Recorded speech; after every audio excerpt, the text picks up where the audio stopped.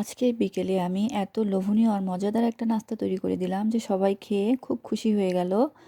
তো কি এমন নাস্তা আমি তৈরি করলাম, তো চলেন দেখা যাক। আসসালামু আলাইকুম, কেমন আছেন সবাই? আশা করছি সবাই ভালো আছেন। আমরাও আল্লাহর রহমতে ভালো আছি। তো আজকে আমি যেটা তৈরি করেছি সেটা হচ্ছে বাঁধাকপির পাকোড়া। তো দেখতেই পাচ্ছেন পাকোড়াগুলো কিন্তু চমৎকার হয়েছে আর খেতেও কিন্তু অসাধারণ হয়েছিল। আর বাঁধাকপি তো এখন হাতের কাছে পাওয়াই যায়। তো চলেন দেখা যাক আমি কিভাবে তৈরি করেছি। এখানে আমি বাঁধাকপি কুচি করে নিয়েছি।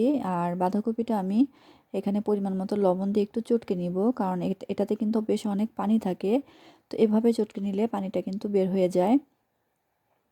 তো আপনারা এভাবে আস্তে আস্তে পানিটা এভাবে আলাদা করে নেবেন।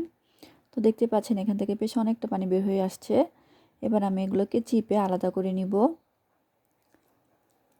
তো সবগুলো এভাবে চিপে আমি পানি থেকে আলাদা করে নিচ্ছি। আর এবার আমি এর মধ্যে অন্যান্য উপকরণগুলো দিয়ে দিব। এখানে আমি প্রথমেই দিয়ে দিব হচ্ছে পেঁয়াজ কুচি। আর পেঁয়াজ কুচিটা দেওয়ার পর আমি দিব হচ্ছে কাঁচামরিচ কুচি। আর কাঁচামরিচটা আপনারা যার যার স্বাদ অনুযায়ী দিবেন। এরপর আমি কিছুটা পেঁয়াজ কলি দিয়ে দিলাম। এটা আপনারা চাইলে দিতে পারেন, না চাইলে নাও দিতে পারেন। এবার দিয়ে দিলাম হচ্ছে হলুদ, মরিচ, জিরা গুঁড়া আর হচ্ছে পরিমাণ মতো লবণ। আর দিব হচ্ছে ধনিয়া পাতা কুচি। এবার আমি একটা ডিম ভেঙে এর মধ্যে দিয়ে দিলাম।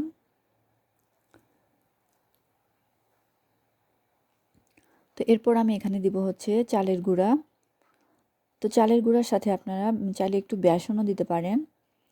তো এবার আমি এগুলোকে খুব ভালোভাবে হাত দিয়ে মাখিয়ে নিব। আর চালের গুঁড়াটা প্রথমে অল্প পরিমাণে দিয়ে নিলাম। এরপর আমি আরেকটু চালের গুঁড়া এখানে অ্যাড করে দিলাম। যতক্ষণ পর্যন্ত আঠালো ভাবটা না আসে আপনারা চালের গুঁড়া মোটামুটি আধা কাপ বা 1 কাপ পরিমাণে লেগে যাবে। তো এটাকে খুব সুন্দর করে মাখিয়ে দেখতে পাচ্ছেন এটা কিন্তু একটা আঠালো ভাব হয়ে গেছে। তো এবার আমি একটি ফ্রাই প্যানে পরিমাণ মতো তেল দিয়ে নিলাম। আর তেলটাকে আমি ভালোভাবে গরম করে নিয়েছি। এবার আমি পাকোড়াগুলোকে এর মধ্যে একটা একটা করে দিয়ে দিব। আর এটা কিন্তু খেতে খুব মচমচে থাকে বলে খুব ভালো লাগে খেতে। তো আপনারা কিন্তু চাইলে হাতের কাছে যে উপকরণগুলো দেখতেই পেলেন আপনারা কি কি উপকরণগুলো লাগে, তো আপনারা খুব সহজে এটা বাসায় তৈরি করতে পারেন। আর শীতকালে তো সবাই মানে একটু ভাজা পোড়া খেতে পছন্দ করে। শুধু শুধু বাইরে থেকে না কিনে আপনারা যদি বাসায় এভাবে তৈরি করে দিতে পারেন তাহলে কিন্তু সবাই খুব মজা করেই খেয়ে নেবে। আর এটার সঙ্গে আপনারা টমেটো কেচাপ অথবা আমি একটা টমেটোর সালাদ করে নিয়েছি। আমার কাছে মনে হয় টমেটোর সালাদটা এটার সাথে খুব ভালো লাগে খেতে আমার কাছে বিশেষ করে। তো আপনারা চাইলে এরকম টমেটোর লবণ আর একটু কাঁচামরিচ আর হচ্ছে পেঁয়াজ দিয়ে একটা সালাদ তৈরি করে নিতে পারেন। তো খেতে কিন্তু খুব ভালো লাগে গরম গরম বিশেষ করে।